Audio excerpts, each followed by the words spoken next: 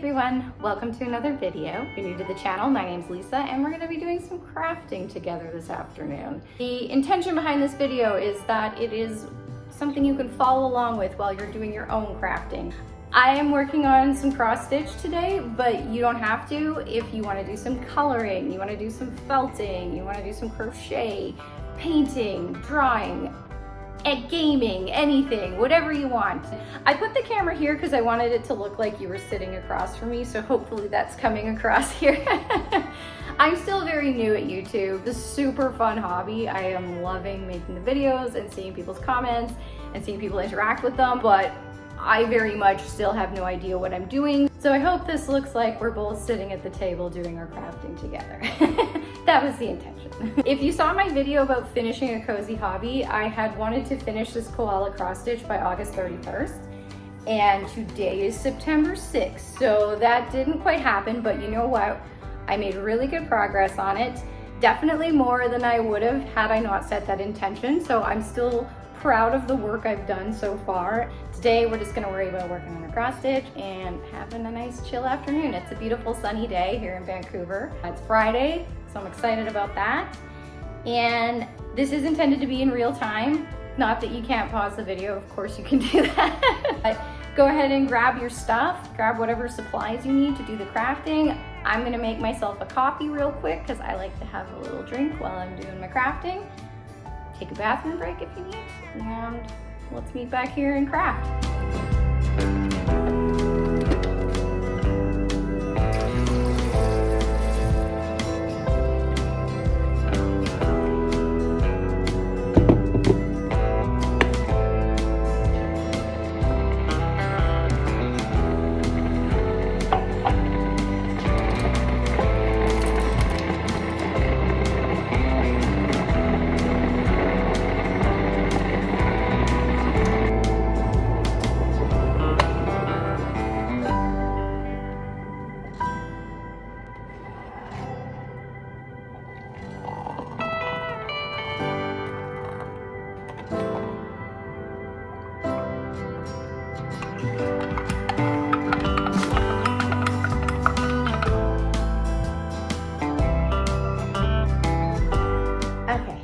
Coffee.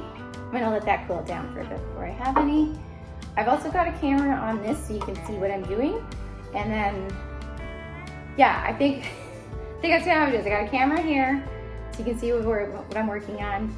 This one's for me to chat with you with, and also so you can feel like you're in the room with me. And I'm hoping, this is the vision that I have in my mind. It will come together and you'll be able to see what I'm doing, but also feel like we're hanging out together. And yeah, we'll see, we'll see. I hope it works out. I think it'll be me. I'm gonna start my camera. And let's see how this turns out. I feel like that's generally my motto in life. Let's try it and see what happens. I'm very big on, like, you have to collect data to know what you're doing. And you can't collect data if you don't try things, so that's my way of thinking about it. Is it wrong? Is it right? I don't know. So I'm working on this sort of one of the darker brown colors on the tree right now. I had finished one thread, so I don't have anything currently in my needle. See that there, my needle? Yeah. So I have this one already ready to go. The embroidery floss that I use, it comes in strands of 6, where it's 6 of them all wrapped together, but I just use 3. I can't remember if that's what the pattern said to do or if that's just what I've always done. I'll be real with y'all, I started this more than 10 years ago, so I don't remember. It's entirely possible that that's just a thing that I made up and isn't actually real. But I thought that's how it goes in cross stitching. Like, your regular stitching, you do 3 thread count, and then for your back stitching, you want that thicker, so that one's the 6 thread count.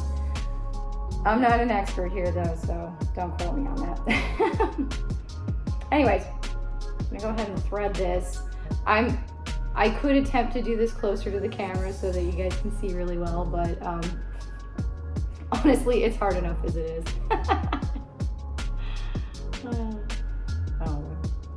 But let me know what you're working on in the comments. I'm very interested to hear.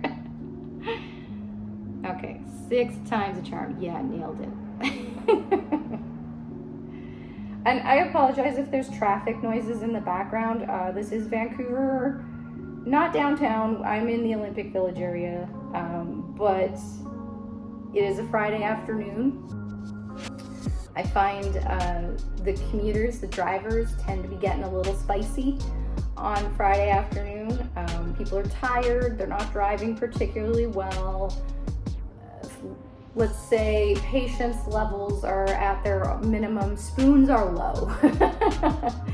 So there could be honking, there could be sirens, I don't know. I do not have a professional setup. Obviously, this is not a soundstage. This is the Airbnb that I'm currently living in. So, soundstage, that's not right. You don't record YouTube videos on a soundstage, do you? Maybe if you're super pro. Anyway, I'm a hobbyist. We're in my condo. We're hanging out. We're having a nice Friday afternoon, doing some crafting, which I'm really, I actually love cross stitch. Because I'm a grandma, I guess.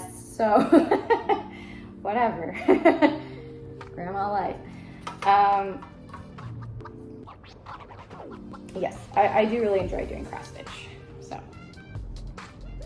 I'm gonna really try and keep this. You can see it in the camera. Guys, this is my first rodeo and I don't know what I'm doing. But that's kind of the fun of it. Like, that's what I like about YouTube right now, is that I'm learning so much as I go, which is really fun and cool. I took one of those strengths assessments probably like a little over 2 years ago now. Mine was, I think it was the Gallup Strengths Finder, and my number one skill is learning, which is great. But there's like, what I liked about the Strengths Finder assessment is it's like, here's what you're good at and here's why that's great, but also here's what to look out for, which I thought was super valuable. And with learners, your number one skill, like, you're good at like learning new things, you don't get frustrated quickly. Luckily. Gosh, I'd never do anything if I got frustrated quickly. Like, I can't think of a single thing that I tried and right out of the gate, like, immediately was like, yep, nailed it, I'm amazing at this. Like, that has just not been my lived experience. Generally, it takes me a while to learn new things, but luckily I love learning, so I will stick with it until I get things. But the downside to that, the negative, the sort of pitfall that you gotta watch out for, is that I will just learn for the sake of learning without necessarily considering, like, is this important? Is this a good use of my time right now? Because I'm like, I'm learning, of course it's a good use of my time. But, you know, like, just in terms of like career and personal development and stuff like that, I kind of need to check in with myself every once in a while and be like, okay, that's cool that you're doing this and that you're learning new things. Is this moving you in the direction that you want to go, though? So that kind of thing. And then that sort of, it's kind of a 1-2 punch on that with my second strength, which is focus. Because when you're a focuser, you will just put your head down and just work away at your list of tasks or your one big task or whatever it is, and you won't look up to see if you're going in the right direction, that kind of stuff. So it's good to have focus, because it means you got real good executive function. You'll just knock stuff out like bam, bam, bam. But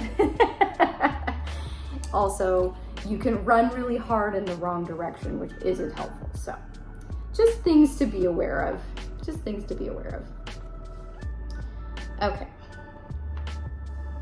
Yeah, I'm gonna do a couple more. I'm just checking things off on my pattern over here because this is a massive pattern, so I need to mark the stitches that I've already done so I don't get totally lost. I'm gonna have a little bit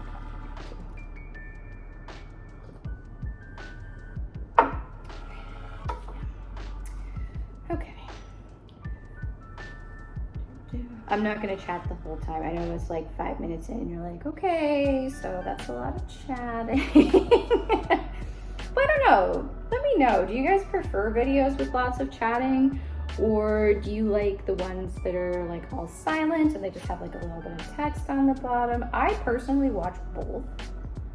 So I guess I would say like my personal style is probably more to chat the whole time. Now, is that because of anxiety? Oh, who's to say?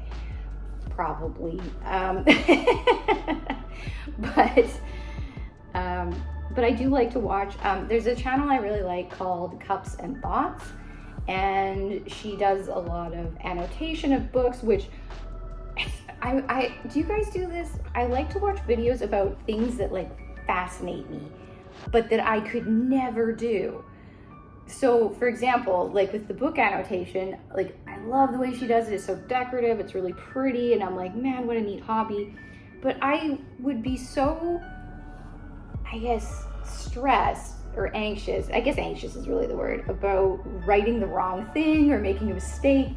See, this is something I should talk to a therapist about.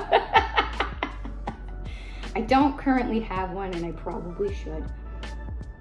I think everyone can benefit from it. It's not that there's like problems that need to be worked on specifically. I mean, generally, sure. But I think, you know, there doesn't have to be a problem to go to therapy. You can just, it's just like a person who's like a neutral third party who's like objective, and you can be like, hey, these are the things that are going on, and like, you know, this is how I'm feeling about it, and you know, what do you think? And they can provide like a different perspective, a different opinion, and yeah, I don't know. I think it's just something that everyone could do, and it would help you to be a happier and healthier human, you know? Anyways. Okay. I'll roll down. So my strategy that I'm using here, maybe I'll show y'all on this camera if I can. You guys can see here. So I'm working my way down. I'm doing this color now. There's some of it over here too, but these ones are really far away. So I'm gonna get down to about here. Actually, I'll get down to here. So I've just got a couple more rows to do. And then I'm gonna go back over here and start working my way down this way. And then they kind of converge here. Because it's just, otherwise there's really big gaps. So I didn't wanna, you know, do one stitch over here and then go all the way over here. Just to explain my process. I think my original point like 10 minutes ago, 84 years ago, something like that, was I'd love to know what kind of projects you guys are working on in the comments. And also, what style of video do you prefer? Do you like to watch the quiet ones, or do you like to watch the chatty ones? Because me, I do a little bit of both, so yeah. Oh, anyways, Cups and Thoughts. Yeah, she does annotation on her books, and she just does like really cute videos about like what she's reading, and she does journaling. She does like really aesthetic, really cute journaling, of course.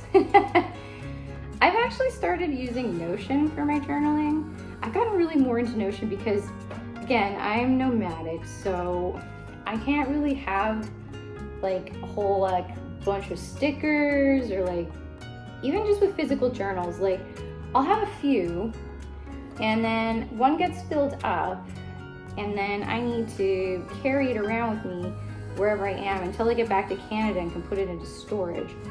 And I'm just finding that doesn't work great, because by the time I get home, I'm usually away for at least 6 months in the winter time, and by the time I get home, I've got, I don't know, 4 or 5 journals, and it's just kind of heavy and it's bulky and it takes up room in the luggage. So I've moved to Notion because I can just do all of my journaling there. I do all my planning in there as well, and I can also do all my book notes in there, because I do a lot of reading on like nonfiction books that I want to take notes on, and again, those were filling up my journals, so they were too full. And then I was having more of them that I was having to bring home, and it just, the system was not working. There's flaws in the system, and it needed to be corrected. Should I start? No, I'm gonna do one more row, and then I'm gonna, this is very stream of consciousness. So yeah, I decided to switch to Notion so that I could do everything digitally. I can do my book notes digitally, I can do my journaling digitally, and now that I've taken the time to actually learn the platform, I really enjoy it. I know everyone's been talking about Notion for like a million years, and I'm the last horse to cross the finish line here, but that's okay. You know what, I wasn't ready for it at that time in my life, and now I am, so it's working out great. But I also like that you can really make things quite cute with Notion. Like you can add graphics, you can add little icons to things. I don't know. I just feel like life's more fun when everything's really cute. So that's what I'd like to do. Okay, so I'm finished this part. So I'm gonna tie this off here. Oops, looks like some of it might have gotten caught. I do that. I am not, you can see, I am not the neatest cross stitcher. I'm not the messiest cross stitcher, but I wouldn't give myself the neatest backside over it either. Whoa, that that came out wrong. Oh no, now I'll never get monetized. Anyway,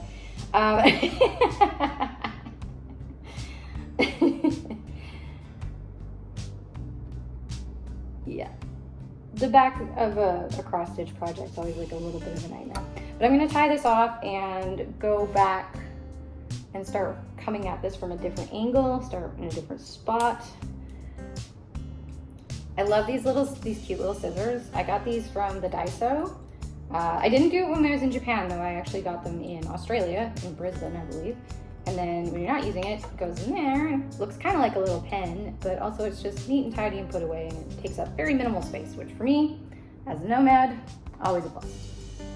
Space is at a premium at all times. I need to be able to carry every single thing that I want to bring with me while I'm traveling. So pretty much everything that I own, with the exception of books and notebooks, and my rice cooker. I don't take my rice cooker overseas, although I miss it dearly when I'm not here.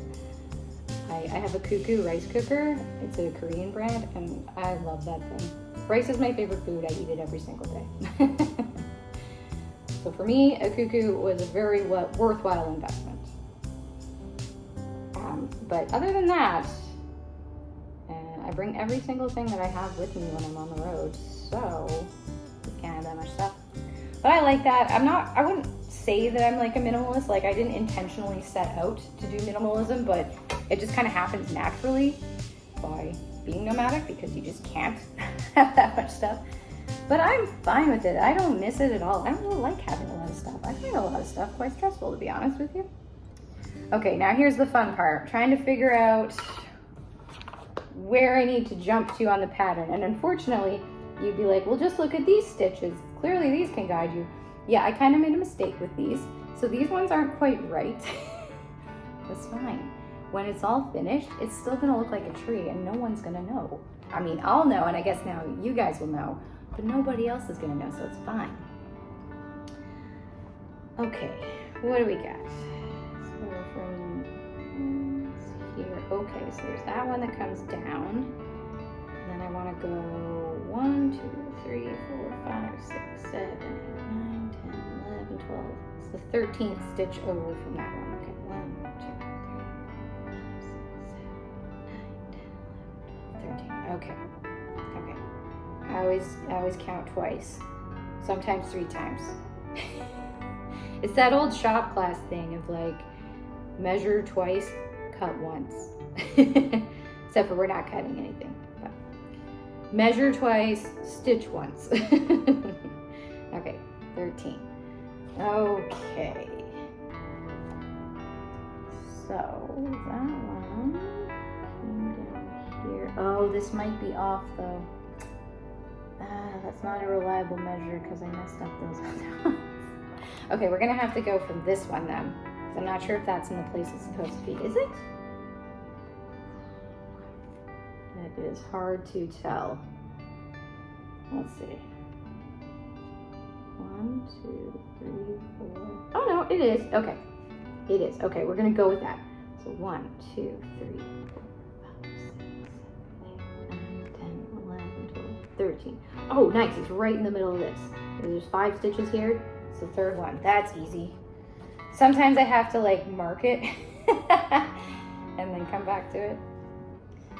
Anyway, I do enjoy cross stitch as a hobby. I think it's a lot of fun. I find it very relaxing actually. It's kind of zen. I apologize if this camera's shaking all over the place. I'm gonna try not to jostle the table so much. I'm sorry. Sorry if it's looked like I've been cross stitching in an earthquake. I laugh a lot, so that just tends to shake up tables, unfortunately.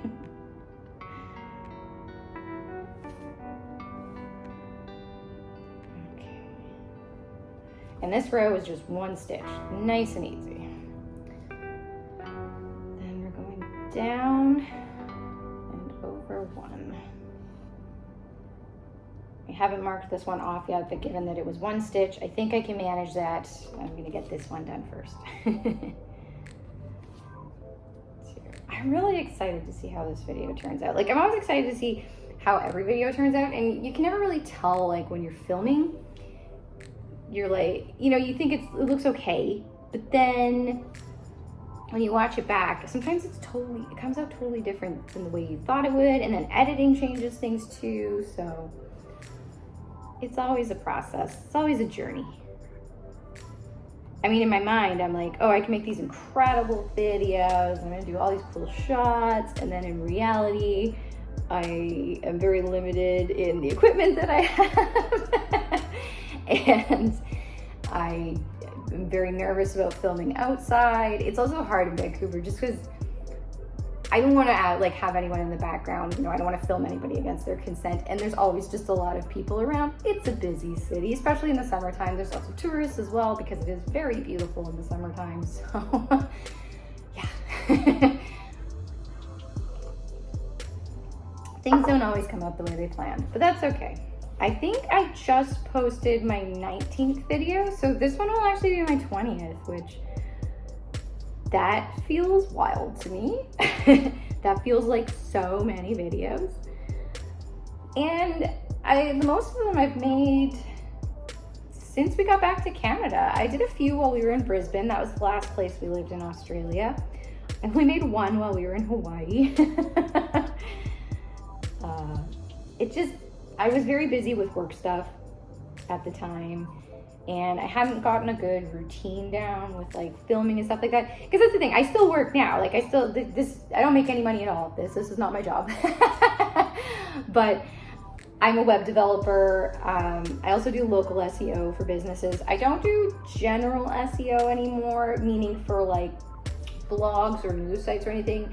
Things really changed with that in the fall of 2023.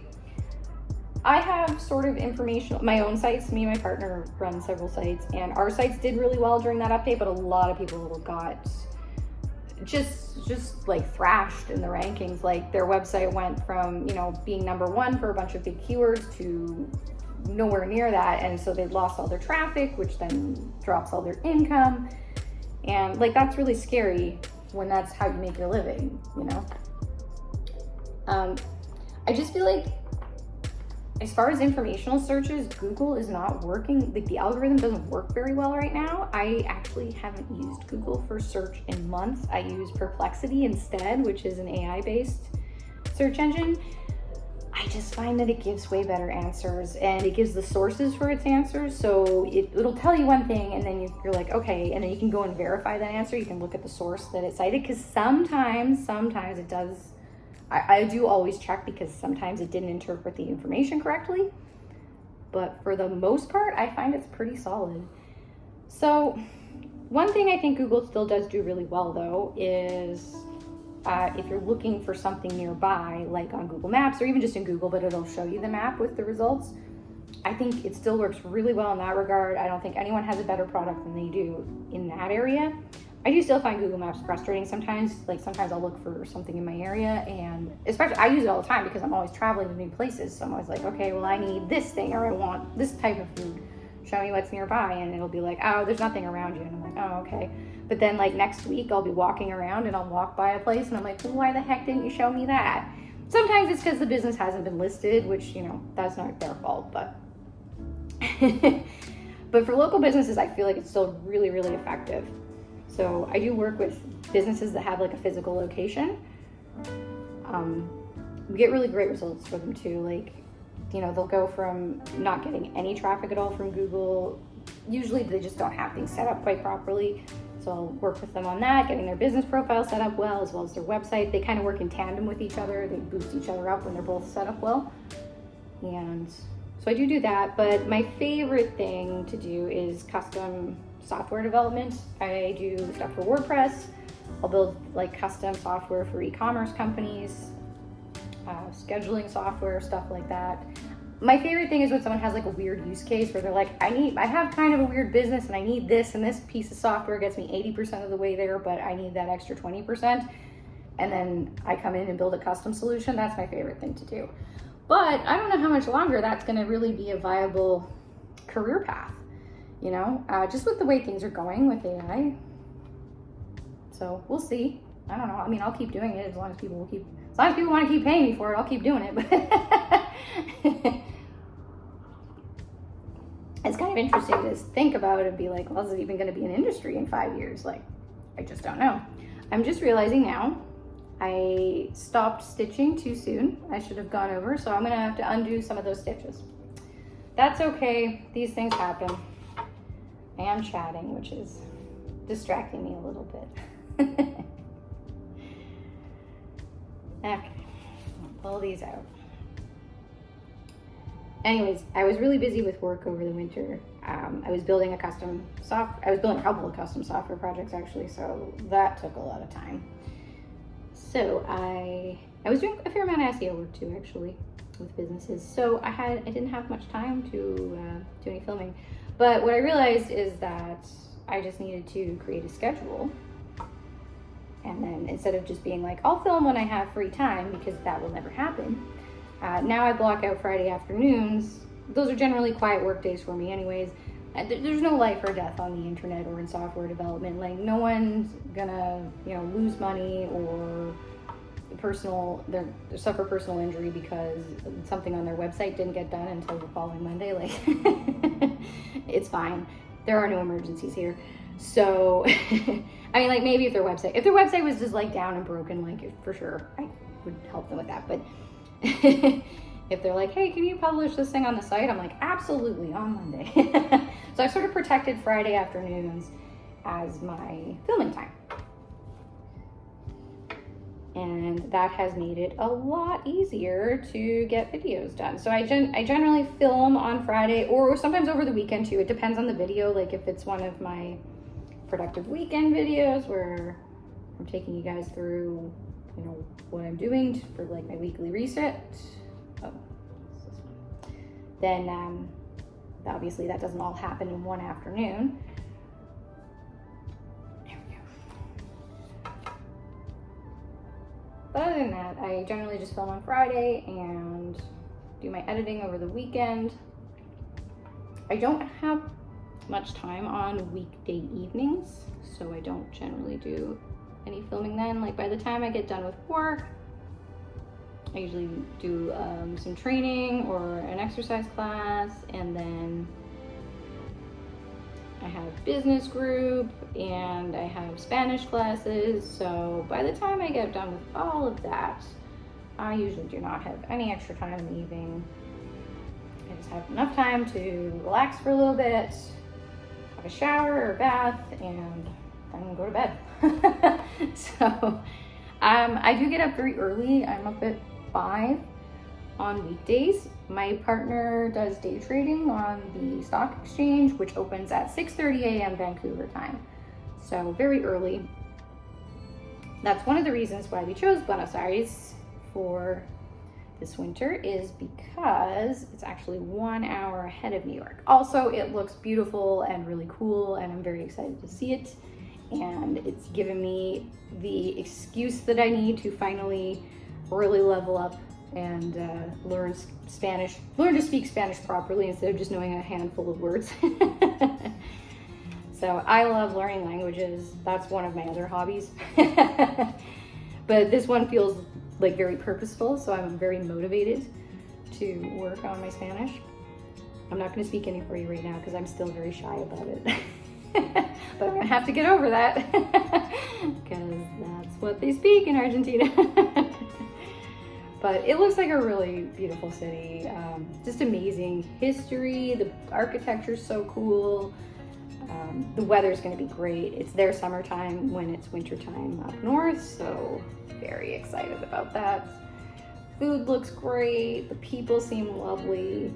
Just all around very, very stoked for that. And I have never been to South America at all before. The furthest I've gone, which is still North America, is Mexico. So, and that's a super popular destination for Canadians in the winter because it's relatively close and the weather is definitely better there in the winter time than it is in Canada. But I wanted to go to Argentina. I was looking at places that were popular with digital nomads, and a bunch of people were like, hear me out, Buenos Aires. And I'd never really considered it before. So I was like, okay. So I started looking into it and I was like, yeah, this place looks amazing. So super, super excited. Okay. Now we can go down to the next one. What are some of your guys' favorite places to travel? I'm always so excited. I'm always so interested, not so excited. Well, excited and interested to hear about where other people like to travel. Even just on vacation, I feel like people have the impression that being a digital nomad is just like nonstop party life, and clearly, yeah, I mean, I'm crocheting on a Friday afternoon, probably will keep going into the evening, so yeah, it's pretty fun. But I always say that I'm like the world's most dull person. I just like to be dull in new places. That's kind of my MO. Like, definitely like embrace the slow travel. But I also I think I just like to know what it's like to live and work in another place. Like, I'm not partying while they're there. Like, okay, when I'm in a new place, I will go and look at the things that they have to look at. I like to go to parks. I love museums. If you have a museum, I will come and look at your museum. I really like art galleries, and I like to go to the beach. I like nature things, outdoors, hiking a little bit. Like, I feel like everyone's like, I love hiking, and don't actually do it. I'm not gonna say I'm like a pro hiker, because I'm not. But I don't necessarily want to climb a mountain, but if there's like a nice gentle walk in the countryside, yes, I'm there for that. If I can bring a coffee and drink it while I'm going on my nature walk, yeah. That's the kind of outdoorsy activity I'm into. So, anyway, Buenos Aires, yeah, it looks beautiful. I was really impressed when I took a look, because like I said, it never come up before. Like, I didn't know anybody who'd ever gone there before, because granted, it's not easy to get to. Like, it is pretty far. It's pretty far south. But it looks well worth it. It looks very pretty, and it looks like the kind of place I would enjoy. They do have lots of museums, which I'm very excited to go look at. And yeah, it looks like a good place to just live and work for. We're gonna stay for 3 months. That's the longest you can stay on a tourist visa. I don't do the digital nomad visas, and I don't think Argentina has one anyways. I just don't generally stay in places long enough to need one. I want to stay while the weather's good, and then I'm gonna go. The only exception would be, I would stay in Australia. For their max on the tourist visa is 3 months as well. I would stay for longer because certain parts of the country, like Queensland, like Brisbane, like the weather's always nice. Like their winter is as nice as our summer, honestly, here in Vancouver. But the only thing with Australia is the time zone is really bad for the market. It opens at 11:30 p.m. Brisbane time, and I think it was 10, or maybe it was later, maybe it was midnight. I don't know, I get the time zones mixed up, but it's not good. So it doesn't work super well for us in regards to that. So if Matt is day trading, then it's not a good place for us to go. So that's why I was looking for alternatives for this winter, because I was like, I absolutely loved Australia, 100% would go back. However, Matt also enjoys a regular sleep schedule, fair enough. So what are some options that would work for that? And yeah, Buenos Aires was one of the ones that came up, and I was like, sold, looks fantastic. We booked our condo last weekend. It's a loft actually, which it looks really cute. It's in a great area. It's in the Recoleta neighborhood. Super walkable. There's grocery stores really close by. There's transit really close by. There's a WeWork within walking distance. I think it's about 25 minutes from there. So it just seemed absolutely perfect for us. So we got that sorted. We got our plane tickets, which is good because I hadn't booked any of that yet, and I was starting to feel the pressure. I do tend to be kind of last minute with this stuff, which would really stress out some people, but I don't know. We've never not been able to find a flight or somewhere to live, and like I've had to book stuff real last minute sometimes. My last video that I just put out was about how to spot scams on Airbnb because I learned the hard way, and there were times where we were supposed to move into a place in like a day or two and it just didn't happen. And in one case, we had to completely leave and go to another place. That was actually, I'm not gonna say where it was. Y'all could probably guess. Very popular tourist destination, but you know, it was high season there. There's nothing available, so we just had to leave, which was fine. You know, we were able to find flights. We were able to find another place to live on short notice. Like, I think in a way I value that experience because I'm like, oh, it's okay. Even if something completely janky happens at the last minute, it's fine. I didn't have to sleep outside. I didn't have to sleep in a park. Was able to figure it out. So in a way, it was a very positive experience because it showed me that the worst case scenario is not that bad. I think that's true of a lot of things. We tend to build up things in our head as like, oh my gosh, if this happens, it's gonna be so horrible. And then sometimes it actually does happen, and then you're like, I mean, it wasn't great. Would I like to do that again? Preferably no. But also, I didn't die. So sometimes the uncomfortable experiences are just, you know, they're good for building up the resiliency, and they can be teaching opportunities, right? I try to always look at a situation and be like, as long as I learned something, it wasn't a waste. There was value in it, right? And I definitely learned. Took me 2 times, but because I made similar mistakes. If you watch the video, you'll see what I mean. I made similar mistakes with both of the apartments that turned out to be scams, so it was okay though. I got all my money back. That's one thing that is really fabulous about Airbnb. I know there are negatives to it. I understand why certain people do not feel very positively about it being in their town or city. I completely understand. But as a, I don't know, not consumer, that's not the right word, but as a renter in other countries especially, it's been really nice. They've had my back in situations where I would have been in real trouble. So that I like using it for that reason. It gives me a lot of I guess security, peace of mind, perhaps. That I know even if things go sideways, it's okay. Worst case, I can get my money back and just go somewhere else. So.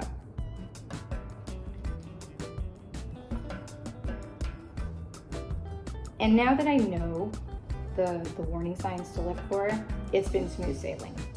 I haven't had a problem since. So, if you also want to know the warning signs, go watch that video. I promise I didn't just bring this up to show the video.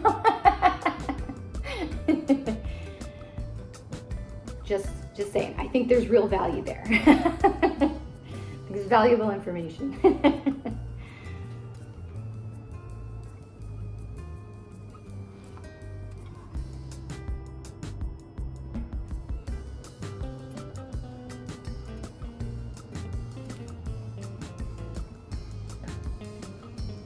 Yeah, it's just something very peaceful about doing cross stitch. I think what it is, it's a repetitive enough task. So you're just kind of doing the same thing over and over again. It's not a completely brain off task though, because You do need to make sure you're following the pattern correctly and that you're in the right spot and all that kind of stuff. To count stitches sometimes. But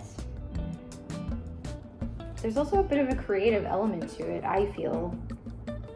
For me, this is like a nice, safe way to engage with art because I love doing art, but I love looking at art and I like watching other people do art. But I don't feel like I have a lot of confidence in my skills as an artist because I don't practice very much. So for me, this is a nice, easy way to do something where it's creative. At the end of it, I have like a nice picture that I can look at, but I don't have to come up with the pattern. I can just follow one that somebody else has already made. So I really like that. For me, that's very attractive. Okay.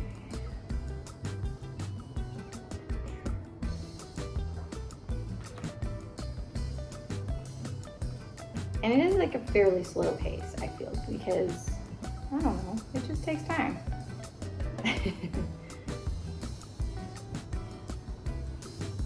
That I like to do. I wish I had more time to do it, but no. Because then I'd be taking away from another hobby, probably YouTube. And I don't know, I've just been really enjoying the process of making the videos. It's just been really fun. I've learned a lot. I don't know if I'd want to be a full-time content creator. I like just kind of making videos as I feel like it. You know what I mean? I mean, I do put them up weekly, so I am consistent. But yeah, I don't know. I don't know if I'd do it full time. Did I? So this is what happens. I start to second guess myself. No, that's right. No, I made a mistake with the other color. That's why I looked off. It's fine. No one's gonna know. No one will be able to tell.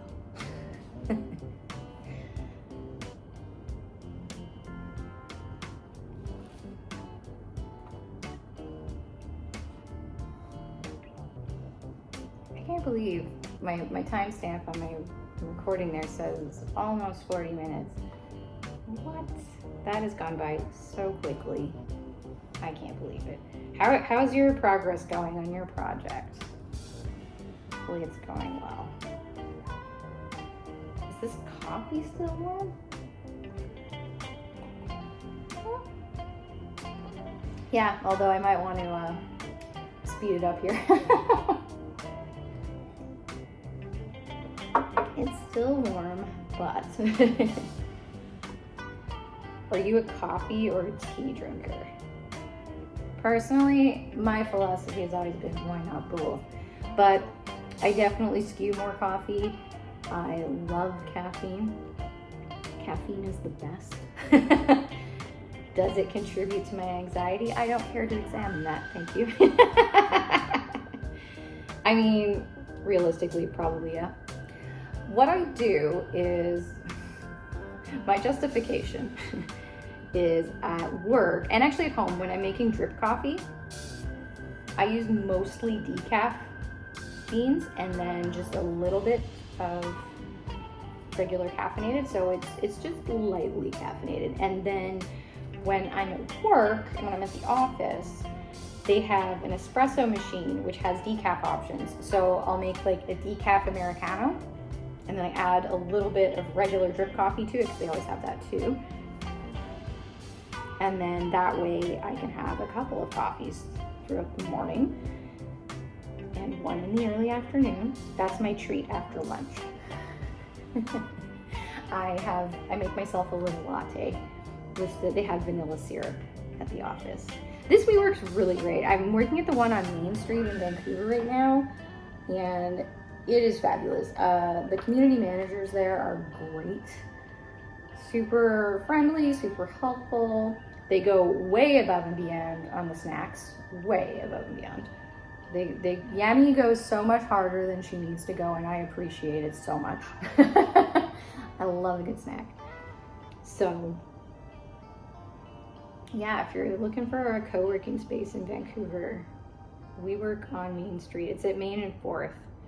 A great space. There's also so many dogs that go there, which is wonderful. I love dogs. Obviously, it does not work with my lifestyle. Can't even manage a house plant at this point. That would be too much. I'll be real with you guys though. I am not good at plants. I do not excel in the care of plants, and I was so stressed last year because the Airbnb we moved into came with a plant, and I was like, what? I have to be responsible for that? You didn't mention this in the listing. It was a whole thing. I had to, it was a lucky bamboo plant, I believe. Some kind of bamboo anyways. And so I posted about it on my Instagram and was like, help. And one of my friends was like, oh, it's fine. You just have to keep the roots wet and then wash them every once in a while. And I was like, what do you mean I have to wash it? Like, how do I do that? For those of you who are like excellent plant moms, you're probably rolling your eyes super hard right now. I am not a plant mom. I was reluctantly a plant stepmom, I guess, for a few months last summer. It was okay. I didn't kill the plant. It was all right. Honestly, it wasn't in great shape when I moved in. It had a lot of dead leaves on it and stuff. Probably because most of the people who, were living in the Airbnb were like, this isn't my plant. What do I do with this? Because I felt the same way. But I also would have felt terrible if it had died on my watch. So I did my best, and I trimmed off the dead leaves. I did the root washing. I looked up a video on how to do it. And it was okay. It looked fine when I left. I don't know if it thrived, but possibly it wasn't even in a pot because it was in like a vase with like some stones on the bottom, I think. Gosh, I can't remember now. Anyways, it did okay. It didn't die. I did my best. I did the best I could for it. All right.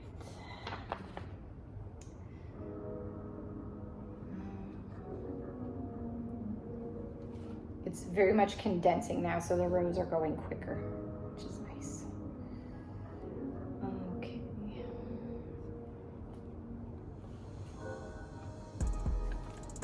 I think there's 3 colors of brown in the trunk, if I recall correctly from up above. 3 or 4. Some of them it's really hard to tell the difference. Like, you probably can't really tell when you're looking at it, hey? If you look at it really close up, you can see it. But I like that about cross stitch. That's part of what I like. I think I was trying to belabor this point earlier and didn't quite get there, but what I like about it is that as you go through the pattern, as you complete more and more, it looks like nothing at first. It's just like a bunch of random lines and you're like, this doesn't look like anything. But the more you keep doing it, the more the picture starts to emerge. And I think that's cool. I like that. I like that about it. Yeah, when I was a kid, I loved anything where it was kind of art, but I got to follow a pattern, like paint by numbers, or I had... Just to give you an idea of how cool I was as a child. I was already 84 years old when I was 8. I had a rug hooking kit where I was making my own rug. That was pretty fun. I did complete it. It was a cow jumping over the moon. And then I put that in my room once it was finished, and I looked at it and I felt nice. I don't know. That one took me a long time to finish too. I'm not the fastest when it comes to crafting. That is for sure. I remember I took art class in high school, and we'd get like, 2 or 3 weeks to finish a project. And I understand that part of learning to be an artist is learning to complete the projects in a reasonable amount of time. Like, not that I had aspirations of doing art commercially, not even a little bit, but if that is something you want to do, and I do have friends who they've made careers out of it, you need to go fast and you need to learn how to do that. So I understand that that's part of what they were trying to teach us in these classes, but I just kept coming to my teachers being like, I need more time. And they're like, how much more time? And I'm like, to the end of the semester at least. And they were like, okay, no. So the compromise I arrived at with my teacher, because I think she could tell I was really stressing about this, was that I could turn in whatever I could complete in 2 weeks, and she would mark just the completed section. Which wasn't really the point of the assignment. I understand now, looking back as an adult, but you know, I think she took pity on me. She was very nice. She was great. I really enjoyed her class. It was a lot of fun. I didn't learn how to go fast, but I did make some really fun projects that I kept for a long time, actually. Anyways, and so the feedback was consistently, well, what you did was great. I would have really liked to have seen the whole thing though, but that's just, you know, I'm thinking about it now and I'm like, that's just been a constant in my life, is that I don't want to go fast. I want to take my time and I want to look at all the little details. You know, like when you play video games that are kind of open world and you have the option to like just explore. Yeah, those, I lose hours of my life to those because I'm like, well, what's over here? Somebody spent, especially if they've got Easter eggs, but even if they don't, even if there's nothing over there, I'm like, well, I'm gonna go look at that island because somebody spent a bunch of time, you know, modeling some palm trees. There might be a turtle. I don't know. If there's a turtle, I would like to see the turtle. So, yeah, I spend a lot of time just running around and looking at stuff in video games.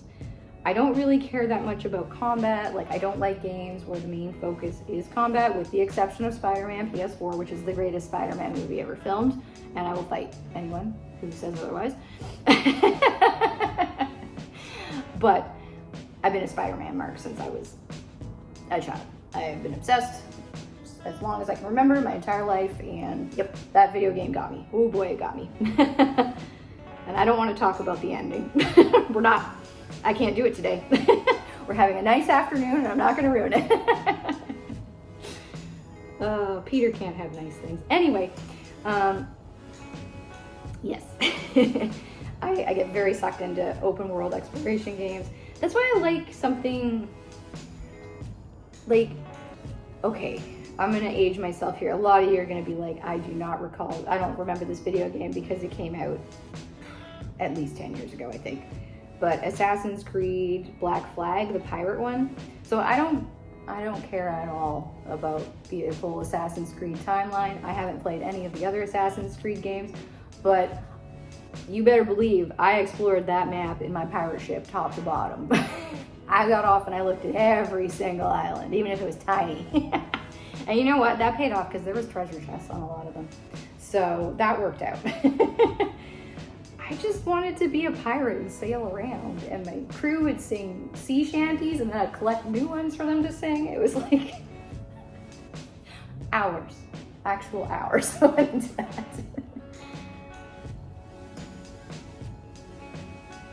I guess I've been doing cozy gaming since before there was a word for it, maybe. I don't know. I've always liked playing video games.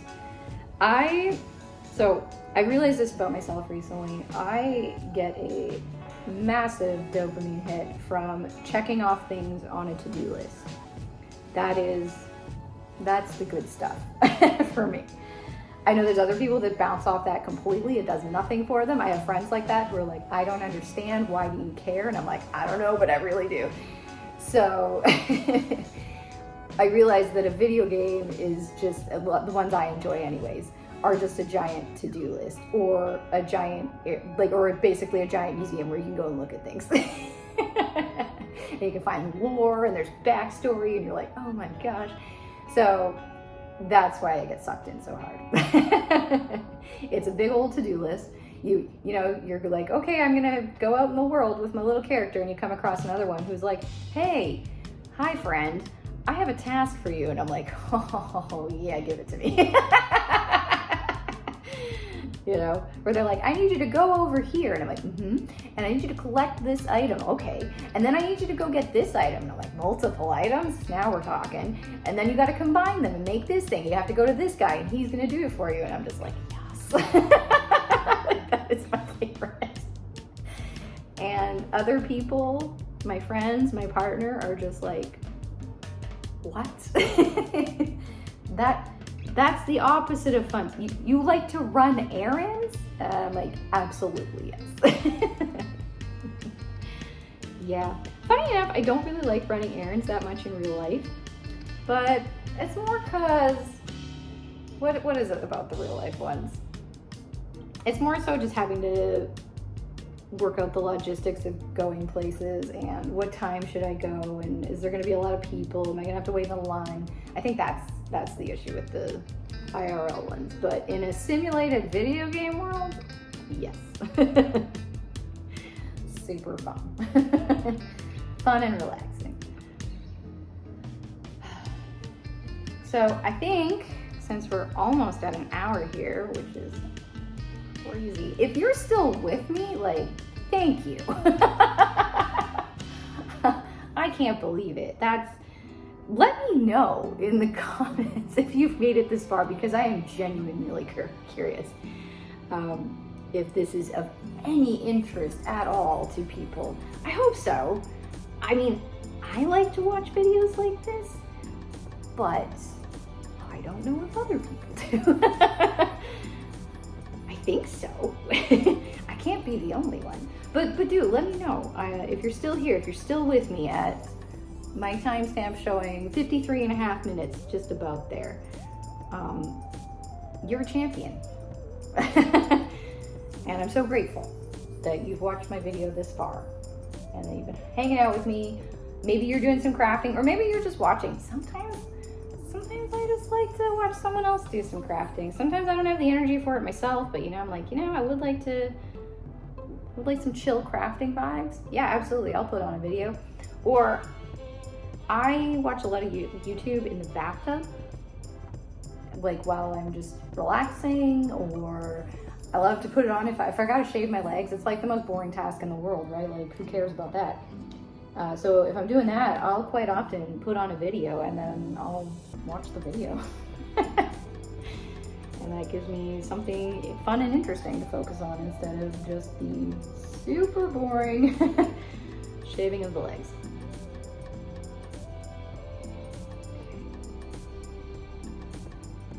It's got up somehow. Okay. We're gonna course correct. Is this one right? One, two, no, just one, 2, 3. Okay, getting back on track. This isn't entirely just my fault here. Mistakes were made earlier in the pattern. Well, it is entirely my fault. I mean, I did the whole thing, but some of this is from a previous session where I got a bit off track on the pattern, and I didn't realize until I was pretty far down the road. So I was like, you know what? That's fine. I'm just gonna leave it like that. Anyways, I think I'm gonna cap this at about an hour because I mean, let me know if you'd like a longer one. Like, honestly, I could sit here for 3 hours and do this. This has gone by so incredibly fast. I am actually shocked that it is nearly an hour here. Okay, what is time? Time is a very bizarre thing. I feel like when I was in high school, grade 12 year, we go to grade 12 in Canada. That's the last year of high school.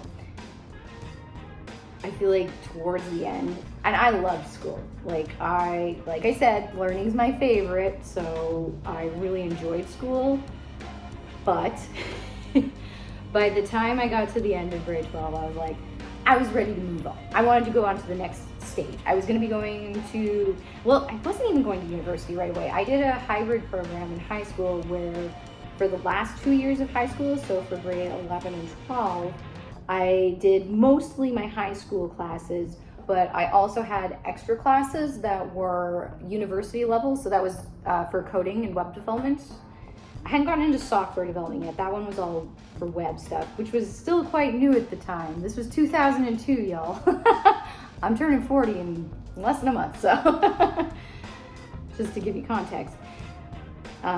So I was doing university level stuff. So we had an extra 6 months after I graduated from high school and this was all free. We didn't pay for these university level courses. It was a government sponsored program because they wanted more web developers, I guess. And so I did another 6 months of university in the fall after I graduated from high school. So then I had 6 months where I just worked and saved up as much money as I could before going to university the following year. Which I think was good because as it was still, I found it a difficult transition going from high school to university. I think partially because I went from living at home to living, not on my own. Me and Matt moved in together. Yes, that's how long we've been together. We started dating just after I graduated from high school. And I struggled with I feel like it was the transition to adulthood, really. I had to do everything on my own. I had to get my own groceries. I had to figure out how to do all my own laundry.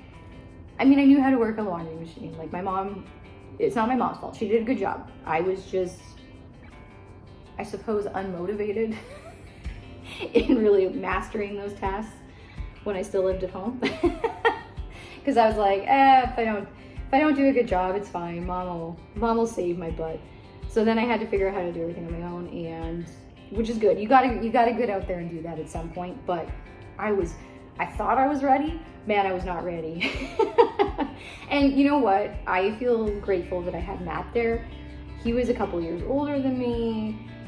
This wasn't the first time he had moved out. He had moved out on his own before for a couple of years. He'd tried to go to university once.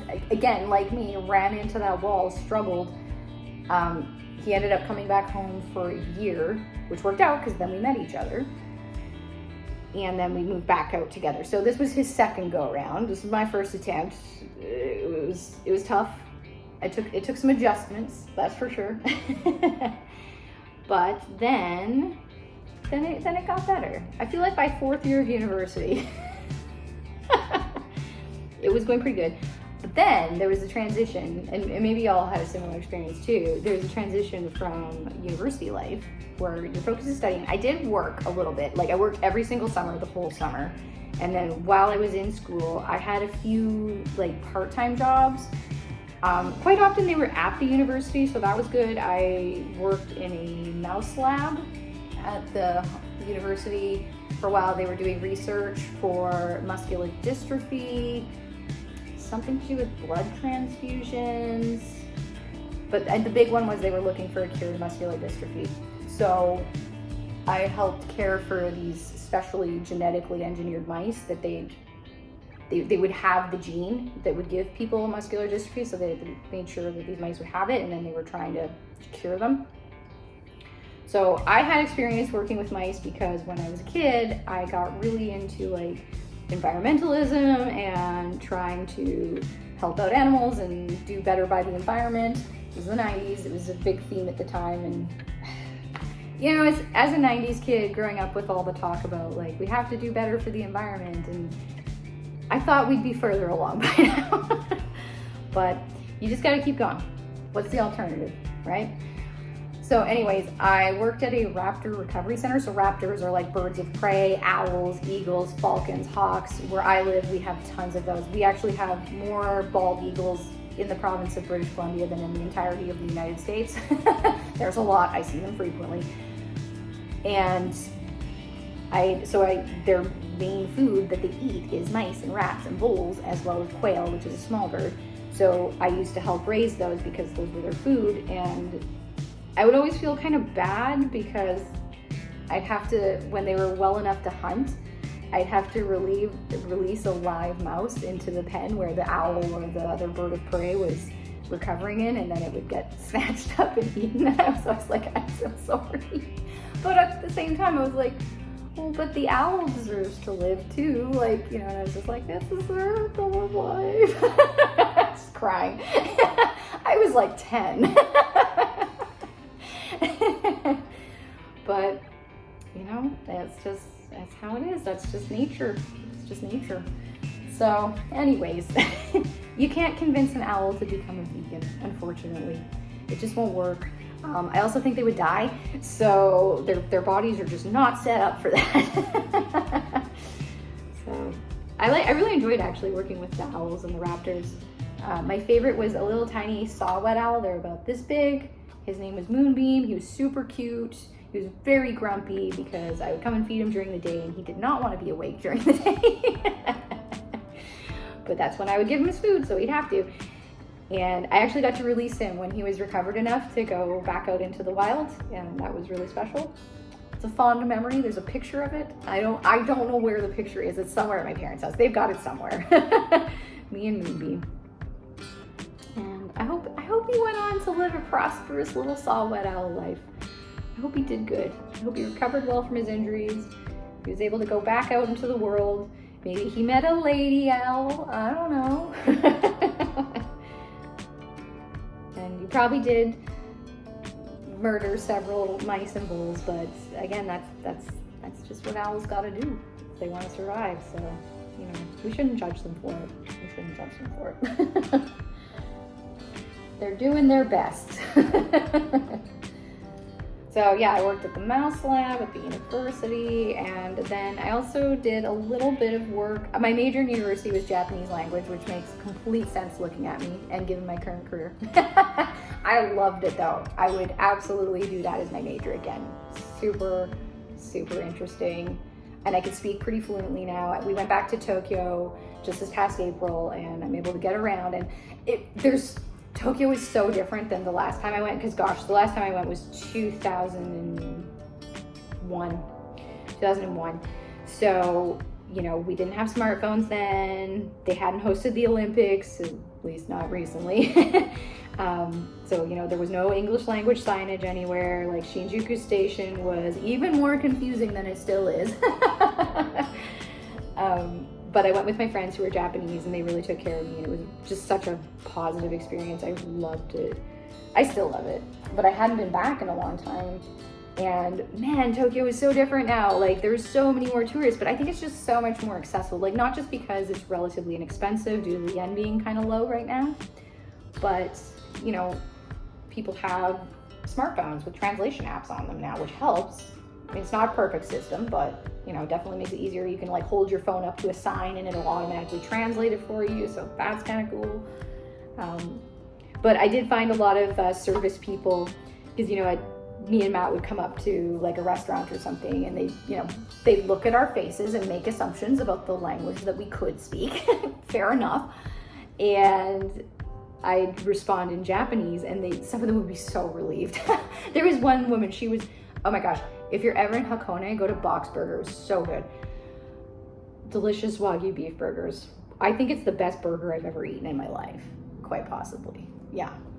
Anyway, you know, she came up and she saw us, and so she was like, "Oh, it's beautiful weather today. It was a really lovely day." And I responded in Japanese like, "Oh yeah, it's really warm. It's very sunny. It's very nice." And she was like, "Oh, you can speak Japanese." She's like, "Oh, I'm so glad." She's like, "I'm practicing my English every day, but it's very hard." And I'm like, "Yeah, I know." It's a difficult language to learn for sure. So there's just so many more tourists there now. We went to Asakusa to go to Sensoji. That's the big temple there, and it's kind of right in the middle of Tokyo, so it's really it's always been a popular tourist destination, but like, whoa, it was wall-to-wall people. We could barely move around. It was tough. Yeah. It's like, oh, funny story. My phone storage filled up at about 1:05, which honestly, that's fair. That is fair. So I think that's a sign. We're gonna wrap this up for today, but I hope you got some good crafting done, or you just had a nice time hanging out. I think I talked a lot more than I intended to. I believe I talked the entire time, so this is definitely, I'm not gonna label this as a video for someone who was looking for a quiet one, but if you made it all the way to the end, thank you so much. I really appreciate that. That's so cool that you wanted to hang out with me for that long. I just think I don't know, it's one of the magical things about YouTube is the people that you end up connecting with. It's my favorite part of it. I hope you had a nice crafternoon with me. So anyways, I'm gonna sign out for now. I hope you enjoyed the video and I'll see you next time.